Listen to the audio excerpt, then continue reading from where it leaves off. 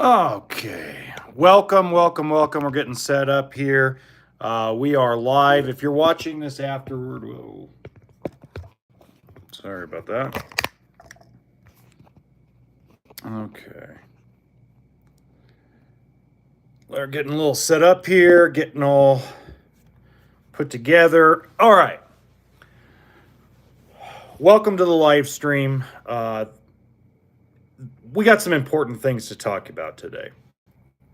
First, I'm going to start the recording device, and we're going to start. So welcome, HBRV Lifestyle.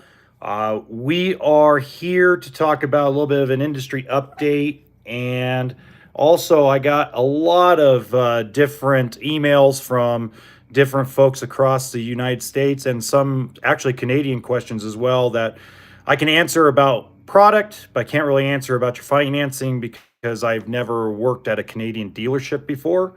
But, if you're watching this afterward, you can always email me your questions, livingstonrvservices@gmail.com. Most of the time, I get a lot of questions about RV financing.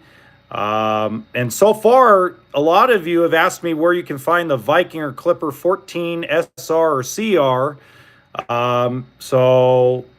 If you guys are interested in any of the Clippers or Vikings or any of the product that obviously I go over, make sure you send me your state information, city, state you live in, and I can direct you towards the dealership that obviously you guys would be going to that has the product.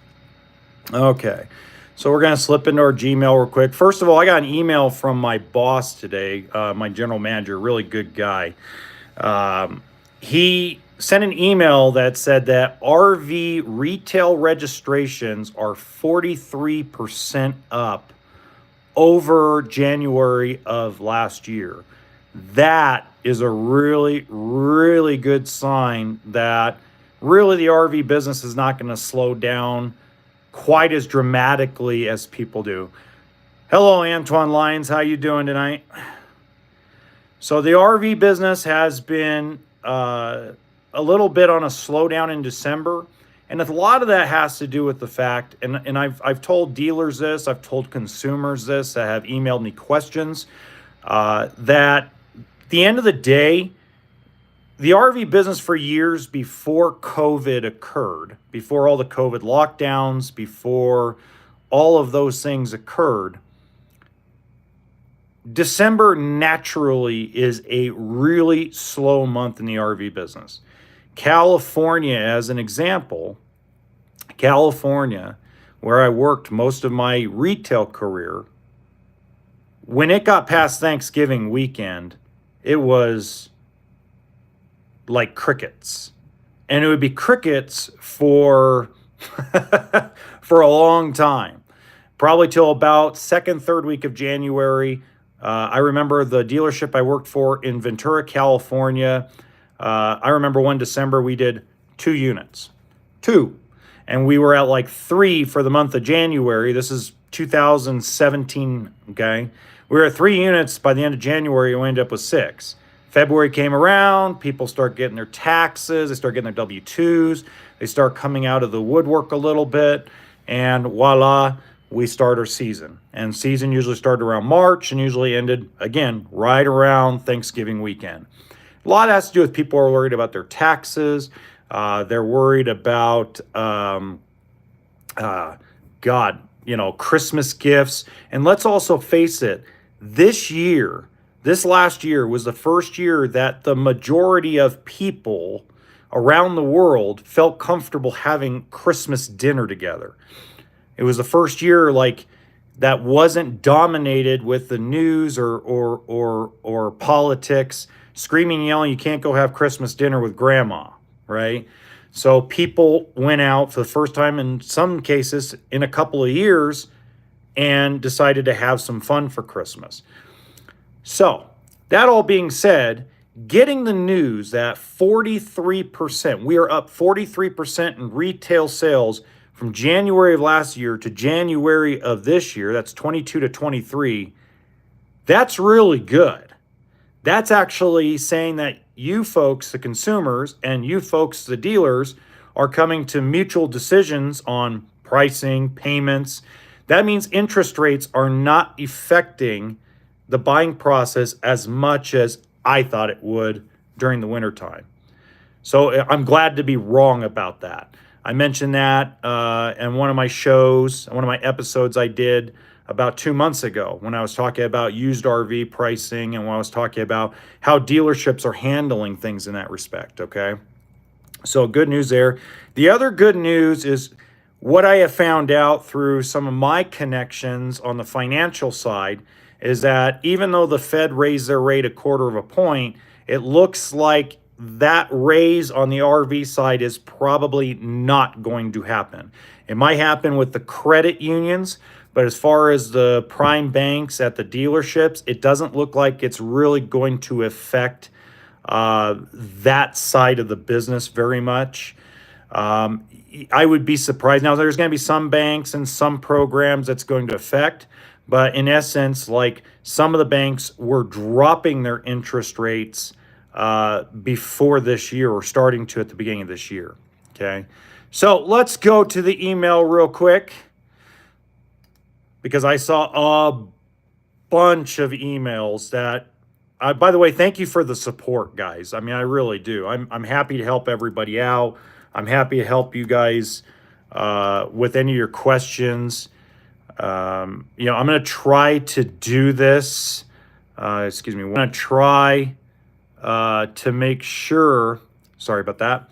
I'm going to try to make sure that I try to do this at least once a week from now on. It's been very hard because I'm on the road. In fact, I'm in a hotel room in Evanston, Wyoming, and I wanted to take this time before I had to go do a bunch of work because I got some things I got to do to finish up this evening.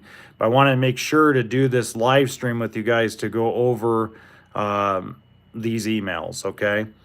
So this is an incredible email that comes out of a gentleman, looks like Arkansas, okay? And I'm going to paraphrase your question because I don't want to use names. I don't use product. I don't use dealer names. So I'm going to paraphrase all this stuff, okay, down to what really the question's about, okay?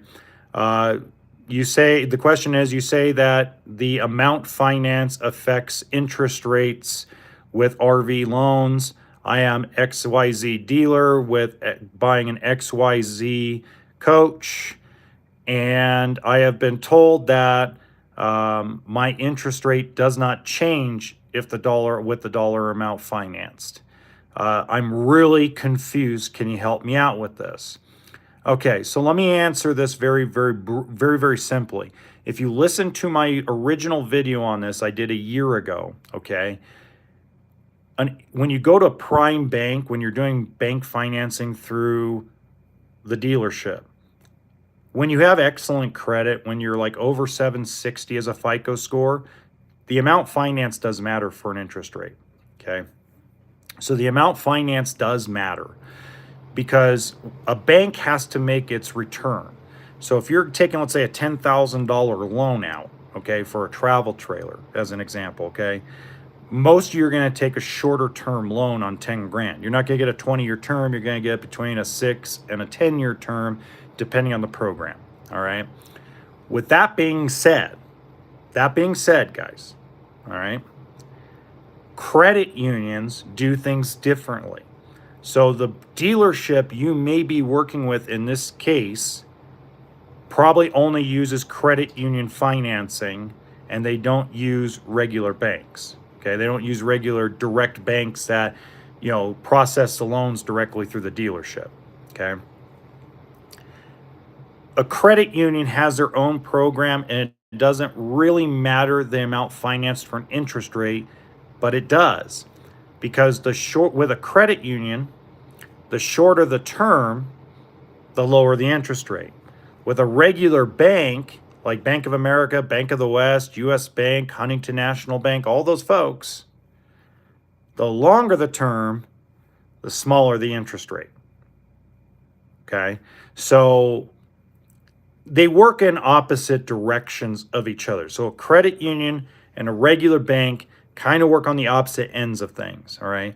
So I'll give you an example. there is a credit union that I personally bank with that just sent me a letter in the mail that was offering me 2.99 financing on a refinance on my car, but I have to do a 24-month term to get that 2.99. If I go out, let's say a 6 or 7 year term on the refinance, now the rate's in the 5s and 6s. So you have to just pay attention to those little tiny details. When you see an ad that says, we offer RV financing at 3.24% interest, and you're like, you go to the dealer, you go to credit, I can get 3.25%. Well, you have to read the documentation through that. Now I'm being a little sarcastic with a 3.25%, but you just have to realize there's always a carrot, always a caveat with things. So more than likely, the dealership you're dealing with deals with only credit union financing, which there's nothing wrong with that, okay? I have 5 dealer friends of mine that deal with only credit unions. They don't even deal with banks. So, every dealer kind of operates differently in that respect across the country, okay? All right, the next one.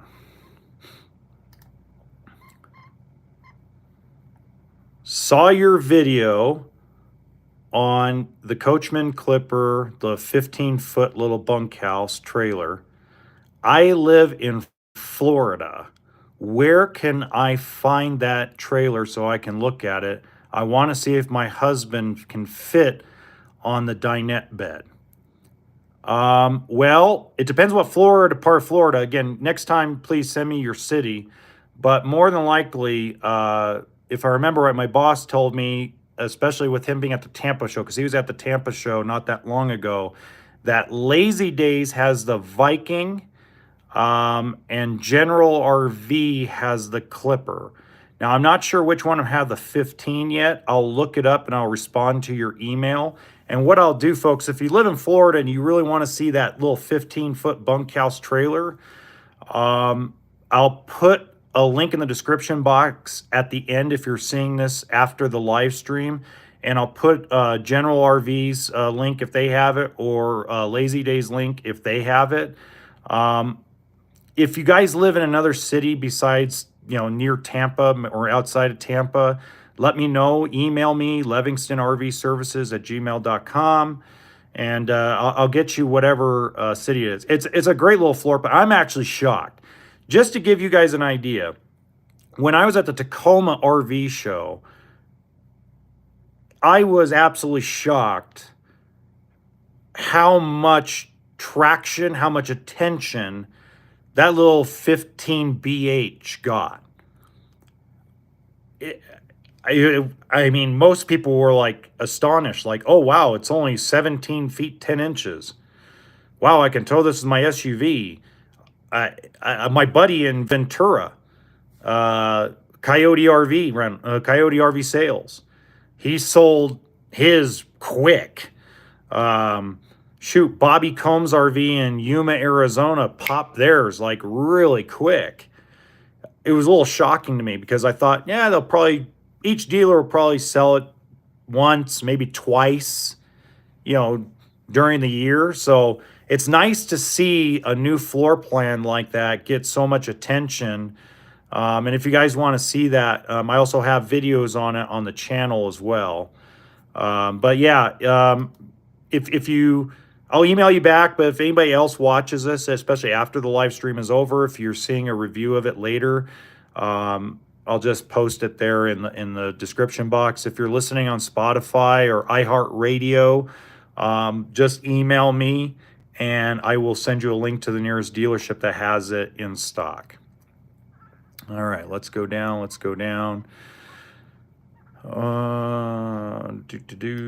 Nope, I'm not going to answer that one because that is too direct of a question. Here we go. My wife and I have discussed going and living the van lifestyle. We have been to XYZ dealer in XYZ state and city, and they have told us that to find what we're looking for, we're going to have to spend almost $200,000. Now, I have found that I can buy the van myself and repurpose it to be an RV for a quarter of that money. But you say there's downsides to it. Can you elaborate on the downsides of building our own van motorhome to hit the road and live the lifestyle? Well, so here's what I try to tell people all the time when it comes to vans, okay? Class B motorhomes, like, okay, so Coachman has the Beyond. You got the Winnebago Travados. You have Midwest that makes the B van.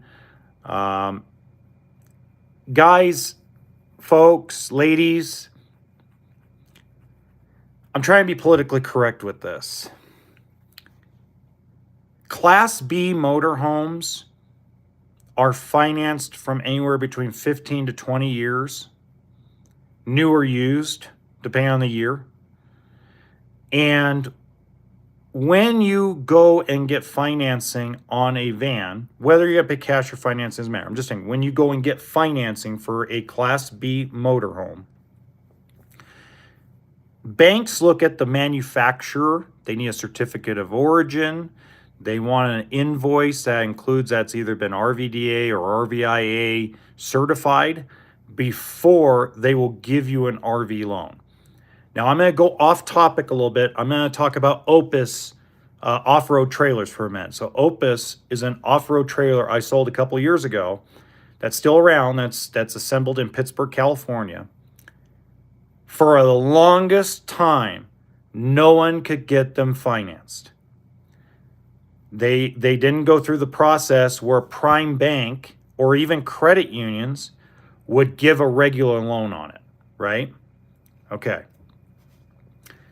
When you take and buy a van yourself and you convert it, the banks, when you go to sell it, are only going to give that consumer that's buying it from you what Kelley Blue Book value is.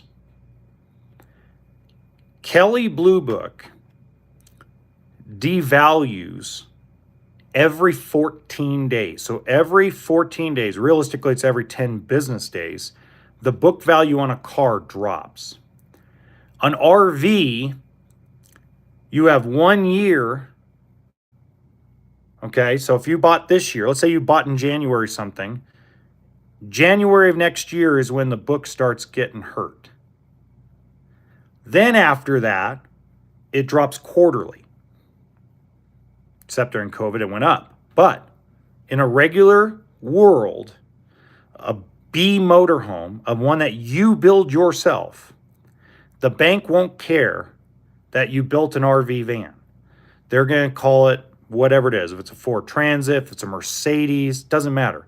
It is going to be sold as either a commercial vehicle or it's going to be financed as a used car, which means the next person that's going to try to purchase it is probably going to qualify for a shorter loan and probably going to need a lot more money down, because from the time you actually buy the chassis to the time you put all the RV stuff in it, you're going to want more money than what the bank's really going to be willing to finance when you're ready to sell it. Okay? So let's just make sure that you have an understanding. That is the main downside to building your own B-van motorhome from scratch. Yes, Pleasureway and Road Trek and a lot of these Class B motorhomes, you're absolutely right. They're very expensive. Airstream makes one. They're all very expensive. But when you're ready to either trade it in and get something else, sell it, or consign it when you're done with it, it's going to be easier to get rid of the RV than it is going to be to get rid of the van. That's the number one downside. The number two downside, to elaborate on that video I did about a year ago, okay? The other downside has to do with the fact, and I'm reading right here, you have no warranty. Zero. Everything's on you, right? Everything's on you. Labor, everything. And here's what's interesting is if you read, and you want to read this, if you read the owner's manual, especially if you buy a new van, if you read the owner's manual, any modifications to the chassis, the electrical, anything of that nature will void the warranty. So you're on your own.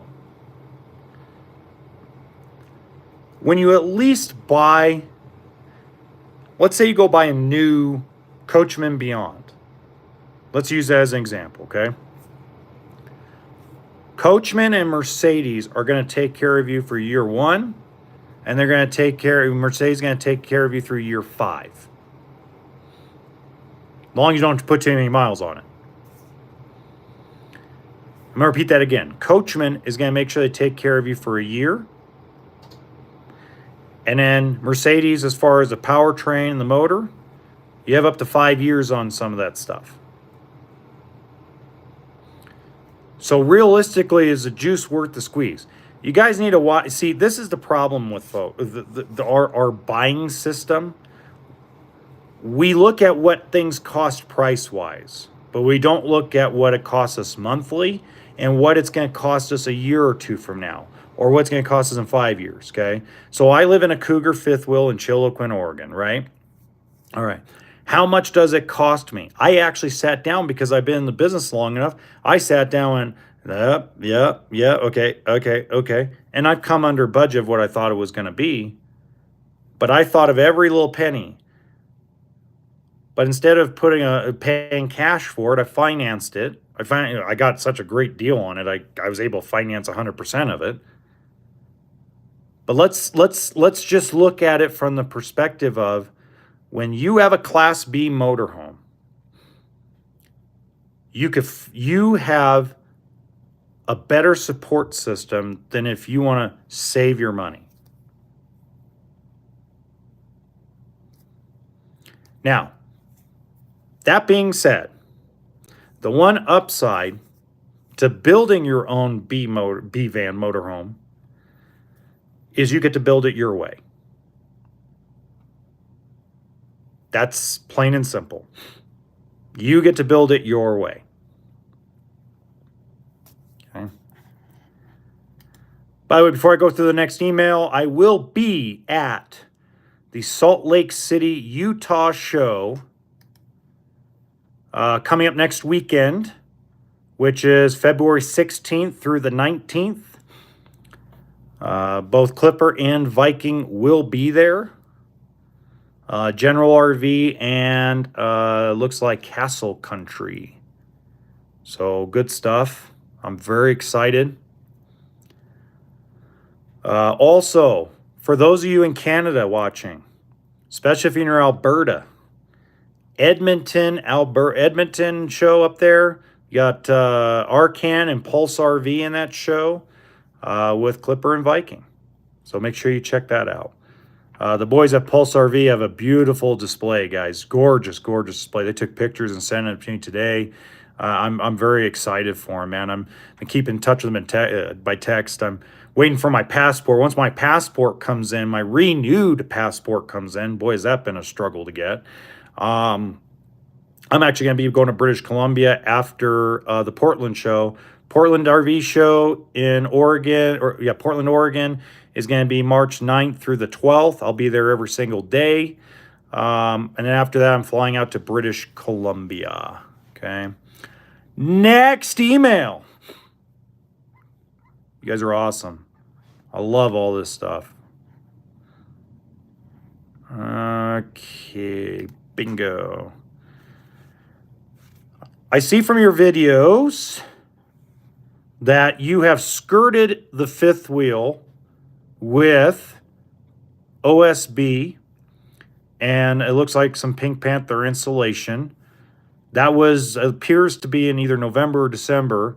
We're now in February, has the plywood swollen up, sorry, or has it started falling apart, breaking apart with all the snow and rain we have seen you get throughout your videos?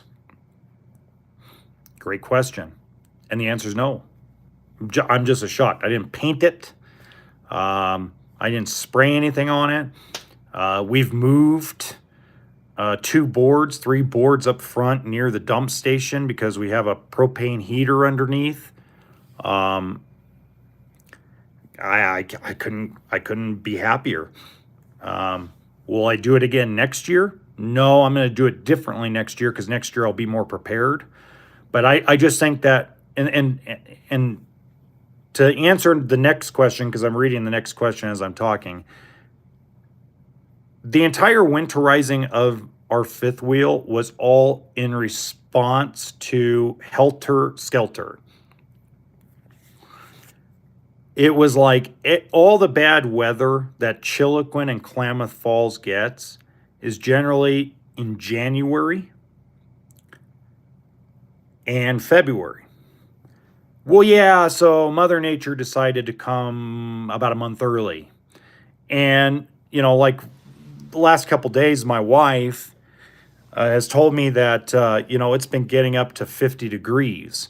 So we're going to end up removing all the insulation off the windows. We're going to end up removing the underbelly, the skirting, once the snow gets more melted.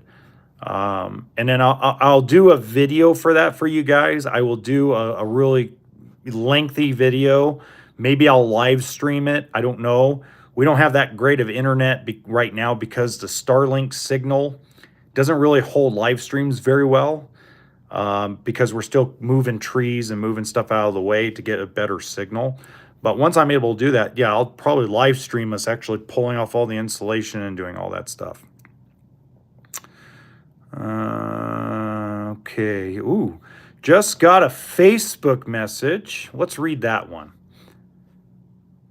Okay. Oh, it's just a comment. Great. You know what? Thank you so much, Shelly. Thank you so much for the message through Facebook.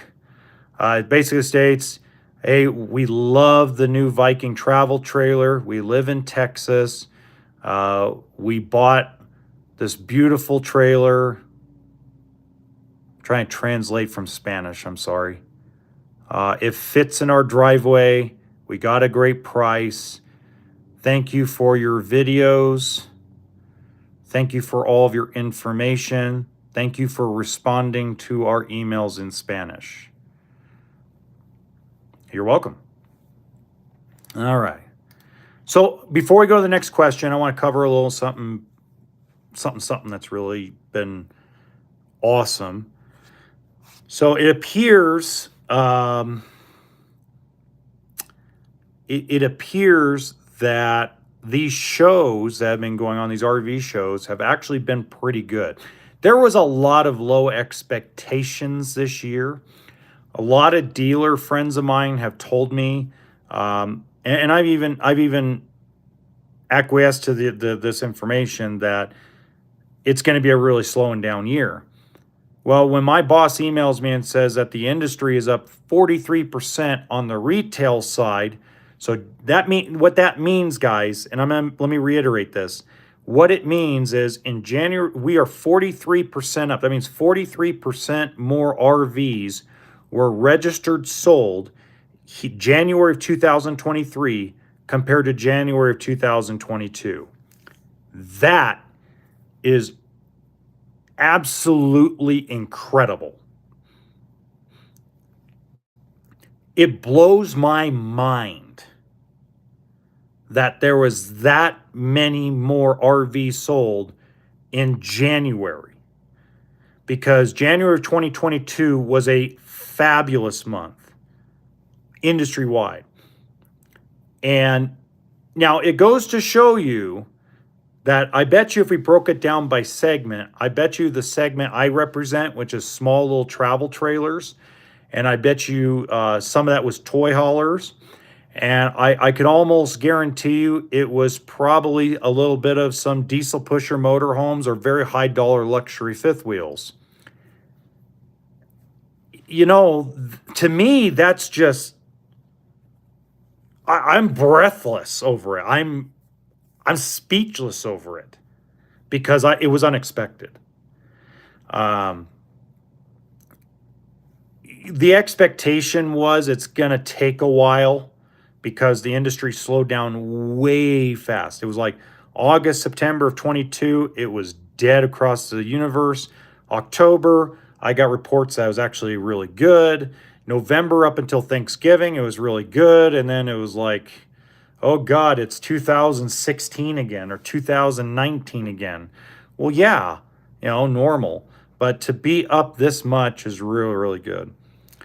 Um, the other interesting thing is we're starting to slowly see new blood in the RV business. What I mean by that is we're starting to see some of the younger up and coming guys that were salespeople or that were finance managers, general managers. We're finding that 40-ish age gap right now is starting to open up their own places across the country. I got word from a few guys I know on the vendor side and on the financing side that there have been several people across the entire United States, everywhere from California all the way to New York City, all the way down to Florida, all the way up to Montana, down to Texas, that there's new blood asking around what products are available, how do they get financing, how do they get dealer licenses in certain states. We're starting to see an expansion of smaller conglomerates, privately owned conglomerates. They're not traded on the stock market. They're starting to expand themselves into different states and kind of dabble into different cities and different markets. So we're going to start seeing, because there's a ton of acquisitions that occurred over the last couple of years by big conglomerates like RV retailers and Camping World and Campers Inn, General RV, Lazy Days. These guys are big, Bish's RV. These are all big conglomerates, big corporations that have bought a lot of dealerships. And now you're starting to see the smaller guys, the guys that maybe own 3, 2, 3, maybe 4 stores. They're starting to open up another store. So Happy Days in California bought a dealership in Bakersfield, California. I'm hearing of a couple of friends of mine that I can't really tell you what they're doing, but I can tell you that they are buying more dealerships or they're going to open fresh ones. I've heard of people that are slowly but surely, they see that this thing is a good time to get in because it's a down year, and a down year means products will become available, which means they can get space, they can get financing. It's going to be an incredibly interesting year to see how many new locations open up across the United States. Small stores, large stores. These are things that are going to occur throughout 2023. The other little industry update I want to give you guys that I believe is very, very interesting to me is that the dealers are starting to use Facebook Reels, Instagram Reels, TikTok videos. I believe that's where the new interest is coming from. Folks, I'm not the only YouTuber, obviously. You got Josh the RV Nerd, you got Miles RV, you got Matt's RV and Towable Reviews, just to name a few, right? And they're a lot bigger than I am. But when it comes to TikTok, I started to see way more interest on TikTok with the RV business going. I'm starting to see more views on Instagram and Facebook Reels. This is going to be a trend that I think is going to grow in the RV business is the small, short, 1-minute walkthrough videos that are going to appear on YouTube Shorts and platforms of that nature. And I think we're going to start getting a younger crowd back out ready to buy. So I think that's generated a lot of interest. Interest rates are not slowing people down. If anything from this report that my boss sent me, it I'm going to tell you, it just tells you interest rates are not bothering people. If people see a good price and a good product and they're ready to pull the trigger, they're doing it. So the deals are out there. If you're a dealer watching this and you've been really slow, I would start looking. I know the old saying, don't look at other dealers are doing it. You know, we're only going to worry about what we're doing. If I were in your shoes and you're really, really slow on your dealership lot, I'd start looking at some of the guys that are selling the heck out of coaches right now, because there's a lot of good moving parts. The guy, you know, there's a lot of social media stuff going on. There's a lot of promotional materials going on. This industry is growing and finally moving forward with a lot of the new technologies. You're starting to see a lot more interaction between the dealership and the consumer through social media. You're starting to see a lot more deals go down through TikTok. I watched a live stream the other day, won't name the dealer because that's unfair. That's unfair to every other dealer across America and Canada. But the dealer was live streaming a showroom walkthrough of 25 units on the ground. So you, as the consumer, if you were watching TikTok live and you happen to get on your For You page, you got a walkthrough and a demonstration of about 25 RVs over a 2-hour period. That is one heck of a cool shopping experience. Now, when I watched it, a few people actually made deals with the guy over social media. But for the most part, a lot of you got like, hey, man, I like the way that looked. I'm going to go down to that dealer or go find that unit. I'm going to go into it and see what it feels like inside personally. So this industry is starting to pave the way away from TV and radio and start going towards the growth potential, which is, ladies and gentlemen, what I'm filming on, the phone. Okay. All right, let's take a few more questions here. I don't have any in the comments section right now, so let's do... Hold on. Do. The internet's very slow. Bingo. Hello from Australia. Won't tell you the city, that's unfair.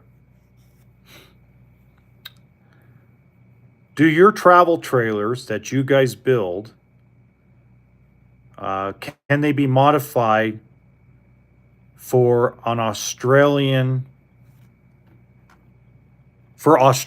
code?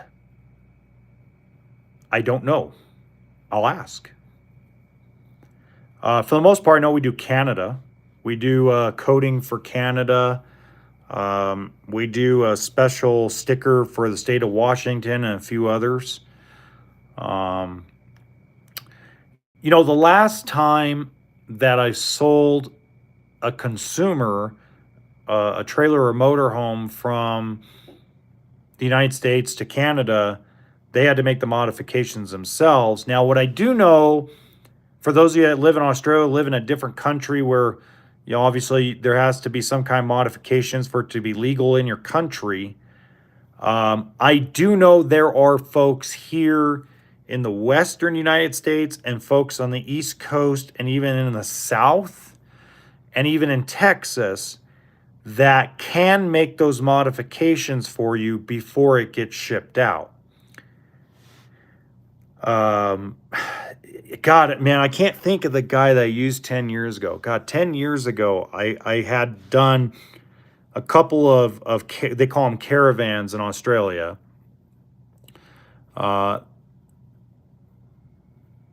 man, I can't think of the guy's name. But he used to make the Australian modifications for everybody. So we used to sell them. They'd have to go through this whole process where the company would pick them up after they got paid for, and then the company would get paid on their end, and then they come back to the dealership lot, and then we had to ship them directly to the port. So I'm pretty sure the same thing. I just don't know of companies out there, but if you're looking to ship something overseas to New Zealand or Australia, and there has to be those kind of modifications, I do know that there are folks that make those modifications here in the United States. I'm not sure about Canada, but I do know there's guys out here in the United States that do it.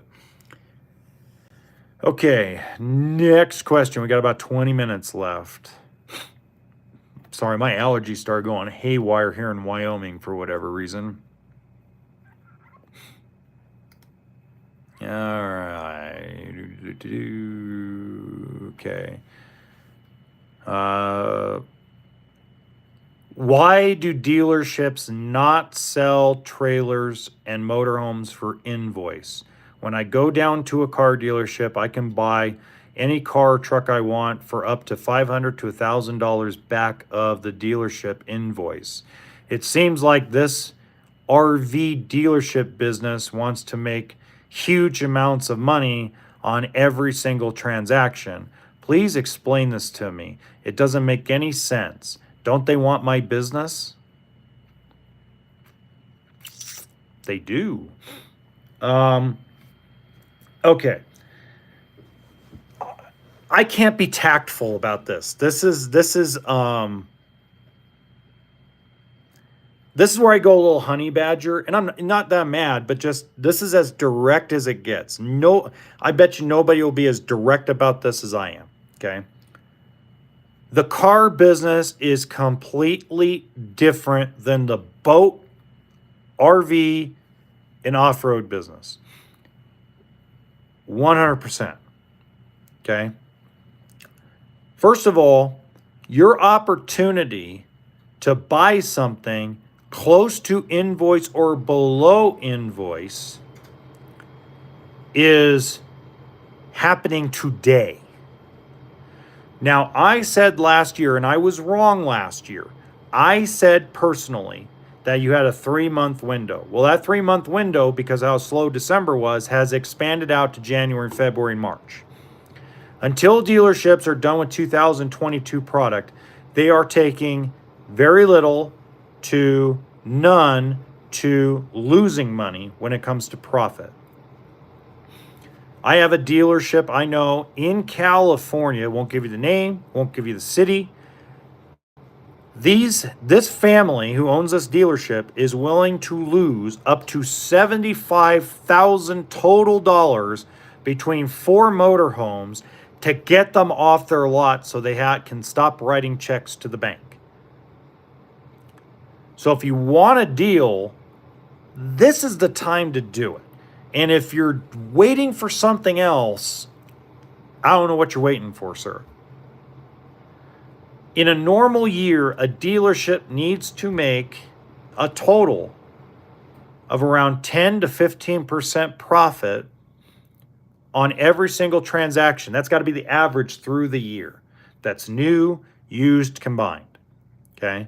So that means if it's a $30,000 travel trailer, they need to make between $2,800 and $4,000 total to be able to make the deal work. It's because there's no factory incentive money. See, if you sell X amount of Cadillacs in a month, Cadillac writes you a check.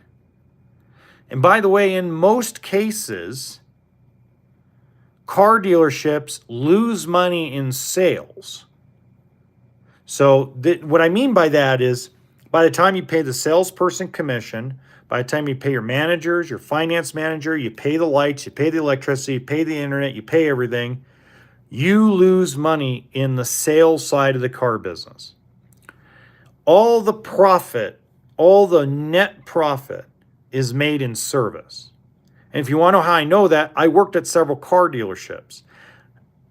I asked questions. It's like I would look at deals that would come to me. So I was opening a dealership in Los Angeles area, North Los Angeles, up by Lake Passaic, okay? And these two awesome guys had me work between two types of stores, okay? When they would bring me deals on a car, I would sit there and throw up and go, "You're losing $2,000 to sell this car? You're losing $1,500 to sell a car?" But then you go back into the service records and you look at how much the cars got paid in warranty, how much body work there was done, how much, customer pay, how many oil changes, how many air filters. You look at the parts department. These guys made money. So all the profit is in service. In order to get service work, you have to sell the new cars, right? All right. It is a complete opposite at the RV dealership. The service department loses money. The service department, really good service departments in the RV business, are what we call customer retention. If you go look at people that go, "I'm not buying from anybody else." I've seen it so many times at so many places. You know what? I'm not going to buy from anybody else but this dealer because they took care of me in service. That's what it's all about with the RV dealerships, okay? Now, a lot of them are understaffed, and there's a lot, I hear complaints all the time about it, but for the most part, a lot of the RV dealerships across the United States have good service departments, right? There are some bad eggs. Everybody's got bad eggs, right? But the sales department makes all the profit. Service loses money, sales makes money. In the car business, the sales department loses money, the service department makes profit. So that's why dealerships don't lose money on the regular to sell you an RV. That's why they don't sell you RVs. Now, this is a different time right now. This is an extreme time that's going on right now. But in a normal business, if you're waiting till June, July, August of this year to buy your RV, the dealership is going to make a profit on you. They have to keep the doors open. And here's the other difference, folks. Not in every market, but in most markets, how many car dealerships change ownership every 2 or 3 years? Tons. How many RV dealerships do that? Not very many. Most RV dealerships stay with the same ownership or ownership group for 10, 15, 20 years. There's a dealership in New Mexico that was passed from father to daughter. There is a dealership that I know that is expanding, okay, that he's owned it forever. Okay? Giant RV in California was owned is and was, God rest his soul, owned by Bob Baruti for 40 years plus. So it just goes to show you that RV dealerships have a longer lasting relationship in their community than car dealerships do because of the way the structure of the business is. So to answer your question, the reason why a dealership is not willing to all the time lose money to sell you a fifth wheel or travel trailer motorhome is because all the entire profit center, even though it's not much profit, it's a very small amount of profit compared to what they actually spend to inventory that trailer or fifth wheel. That small amount of profit is what keeps the doors open. So that's the difference between, so I hope that answered your question, because it's people don't like to hear that people are making money. I don't know why. That's just like, hey man, that's how businesses stay open. They stay open by bringing in money and bringing in business and selling people stuff, whether it's a good, whether it's a service.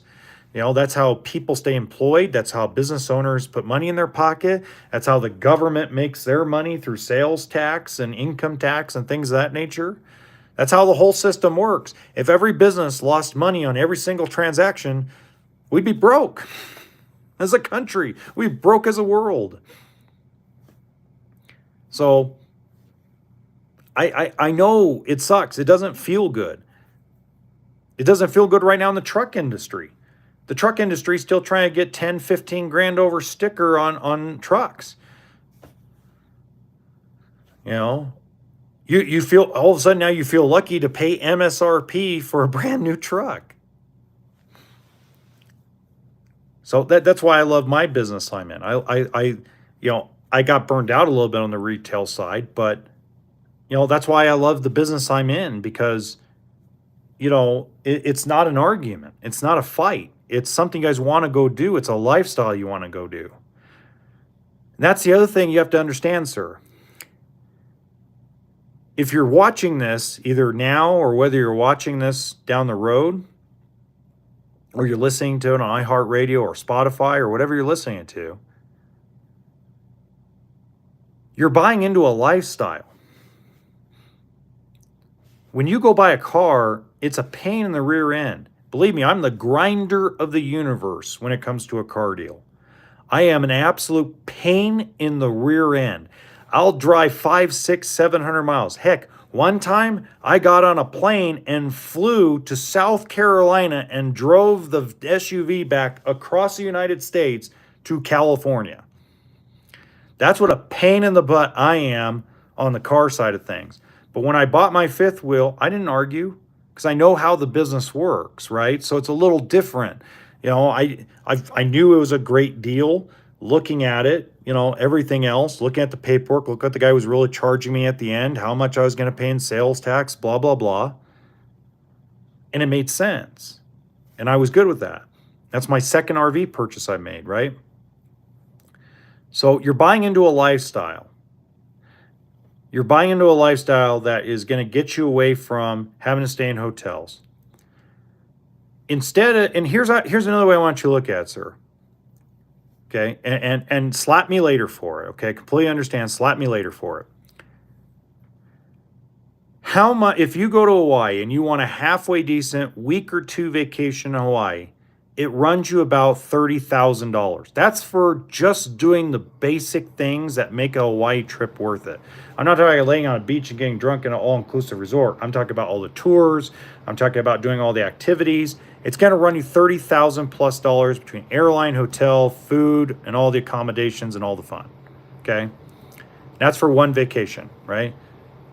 When you buy a $30,000 or $40,000 travel trailer, that's the next vacation for the next 5 to 10 years.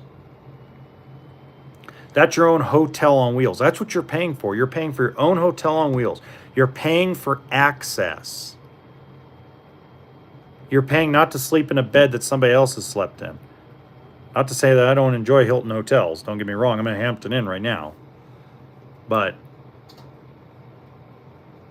just have that understanding that a dealership has to make money somewhere. Okay? And I've probably drawn onto this way too long tonight. But that's where my last update actually, I'm going to close this with these couple of statements, okay? I've been in this a long time, not as long as others. Let's see, this is year number 13 for me.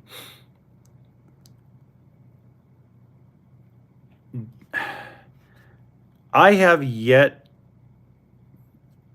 to really understand the two most powerful motivations behind not doing this. Okay? And the powerful motivations of not doing this, meaning not buying a travel trailer, not buying a motorhome, is, well, I'm going to lose money on it. I don't want to lose money. Okay. I have dealt with Hollywood celebrities, movie stars in my career as a salesperson. I have dealt with people that are business people that teach courses not to lose money, that don't argue over price on stuff like this. They just don't. Why don't they argue about price on RVs and boats and things of that nature? It's because they see what they're purchasing. They're purchasing a lifestyle. They're purchasing a change. They're purchasing a camping experience. They're purchasing an experience, right? That's what they're purchasing. They're not purchasing a business. They're not purchasing something to grow a business. They're purchasing a toy. So if they go out and buy a yacht from, a broker, or they go buy, a Ferrari, or they go buy a Jaguar, or they go buy a Land Rover, whatever they purchase is mostly a toy. And they just write the check or they finance it. Everybody looks at them like they're the strangest people. Why are you paying full price? It's because they can afford it. That's what everybody tells me. It's because they can afford it. No, it's not because they can afford it. It's because they understand that they're not losing money. They're spending money. And I did a whole video on this. If you go to my video library, if you're watching this later, I do a video on this, why not to pay cash for an RV. And in this video, I expand on this, right? I expand on why you're not losing money, but you're spending money. So I'm going to give you a short preview of it. And then go see it. You can go check it out on my homepage. It's 5 reasons not to pay cash for an RV, okay? First things first, everything has a value on it, all right? So let's say you go buy a used travel trailer this year for $40,000, or let's say you buy a brand new trailer for $40,000, okay? 5 years from now, you say, I'm done. The dealer offers to buy it from you for $20,000, okay? Did you lose $20,000 or did you spend $20,000? You spent. If it's 5 years, you spent roughly about $4,000 a year to own a travel trailer to go camping. Let's say you got 3 trips out of it, right? So 3 trips, let's say they were 4 days long, that's 12 days. That's pretty good. How many 12-day vacations can you take for $4,000? That you have your own hotel room on wheels, you have your own bed, you have your own food, you have all the access to go to national and state parks. You're not confined to one hotel room with an all-inclusive resort in the middle of a country that maybe you're worried about going outside because there's been kidnappings. There's all those things that come into play. So when somebody looks at the purchase of a RV, look at it as a purchase of your own hotel on wheels, and that you're not losing money, you're spending money. See that mindset? That's quick switch of a mindset? It's a great, great concept, because if all you think about when you buy a car, because we all think about it in a car, it's going to depreciate, we're going to lose a bunch of money on it. It's because we use it to go to work, we use it for everyday life, right? This is something we use 3 to 4 times a year. And when you use an RV for 3 to 4 times a year, it builds memories, it gets your family close together, gets you away from the cell phones and the social media and all the helter-skelter of the world right now, right? So if you realistically bought a $100,000 rig and you sold it in 5 years for $60,000, did you spend $100 or did you spend $40? You spent $40, because the difference between $60 and $100 is $40,000. How many of those type of vacations where you get away from it all can you do with 40 grand? Hawaii for 2 weeks at a halfway decent resort, about 30,000. So there's 1 year. You got 10,000 left. So that's just a mindset. Like, it is your prepaid vacation, right? Now, of course, I'm not adding in the gasoline you're going to do to tow it or drive it. I'm not adding any of the food or the camping sites. But most of the camping sites, most of the groceries you're going to buy at the grocery store, so you can barbecue, so you can cook. That's why you have the RV, right? You can cook, you can barbecue, you can enjoy a lot of the things on the outdoors, and it's less stress and it's a bigger community. See, that's where this update is all about, is it's just to get people realize the RV lifestyle is a huge community of people with a lot of things in common. It doesn't matter if you're a Democrat, it doesn't matter if you're a Republican, it doesn't matter if you're married, it doesn't matter if you're divorced, it doesn't matter if you have kids, it doesn't matter if you don't, it doesn't matter about your religion, your skin color. Nothing matters when you're out there camping.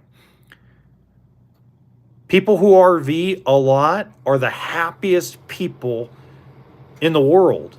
Whether they live in Australia, South America, Canada, United States, even the caravan vans that they camped with in Europe. They're the happiest people, RVers. The people that live the van life. Look at half the van life people there on TikTok or Instagram or here on YouTube. They're just plain happy. It's a great lifestyle to get into.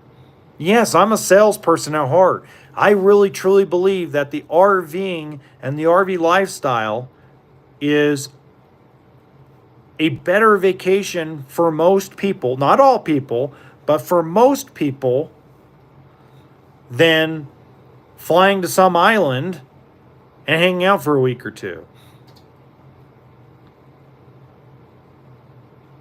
You know? It just so much more to explore, so many more places to go. I passed by I go through Montana, went through Montana this week, or this month, I should say.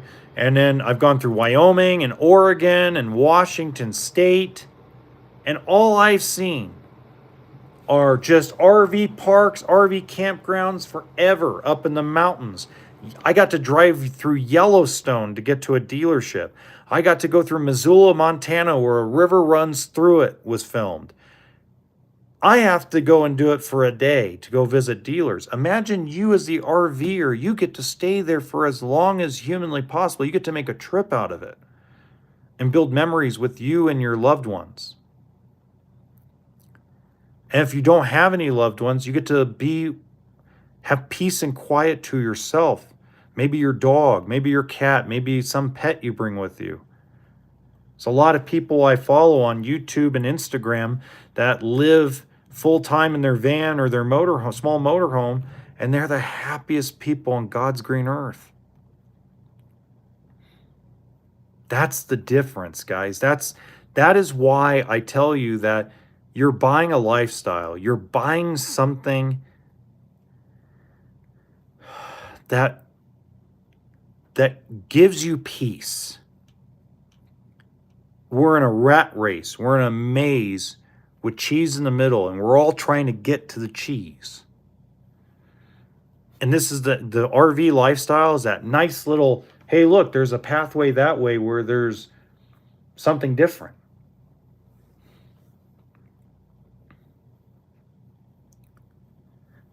It's incredible. It's why I've stayed in this business as long as I did. I couldn't stand timeshare. I did it because I had to. God bless karma or whatever brought me into this business 13 years ago. Because I'm just so passionate about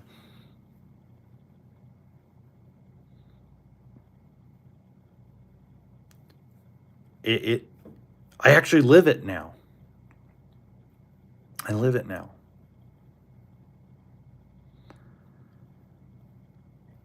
Don't forget, Salt Lake City, Utah, February 16th through the 19th, I will be there.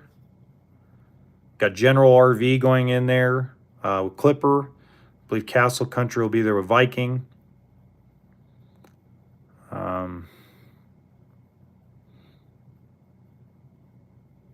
Also, don't forget Portland RV Show. I'll be there with Curtis Trailers and Clipper. Great dealership. All of them, man. All my dealers are awesome. All my dealers are great. I'm going to have one last thing. I'm going to have a real big surprise for you. So my sales manager, we call him Red. He's back at the factory there in Michigan / Indiana. And big shout out to him. He sends me videos every once in a while of something that maybe I don't have a video on while he's at his show, and I really thank him for that, because that kind of got me a couple of extra videos for people to look at when they want to see, let's say, a new floor plan that either we came out with or somebody else came out with. That's kind of unique. So I thank him a lot for that. But he told me today in a text, I can't give away the entire surprise, but I'll say that there is going to be a really unique, amazing floor plan that we are coming out with. It's going to be amazing. I can't give away all the details. I will, however, do one of two things. If I happen to be back in the factory, I will go live and show you this amazing, unique floor plan that my bosses came up with that I believe is just going to blow the industry away. And then the second thing is he'll film it for me. If I'm really busy, he'll film it for me and I'll post it here, and then we'll do a live chat about it. I just think this floor plan is, without a shadow of a doubt, is going to just surprise people. And the price point, to me, it is going to shock dealers, and it's going to shock the consumer, where they're like, holy cow. So be aware of that. And we will see you guys next time. I'm going to try to do this every single Friday night. I'm going to try to do it right around 4:30 Pacific time. I will post it and all the social media, from Facebook all the way to TikTok, into my YouTube posts, what time every Friday. Okay? Have a great weekend. Happy hunting for your RV.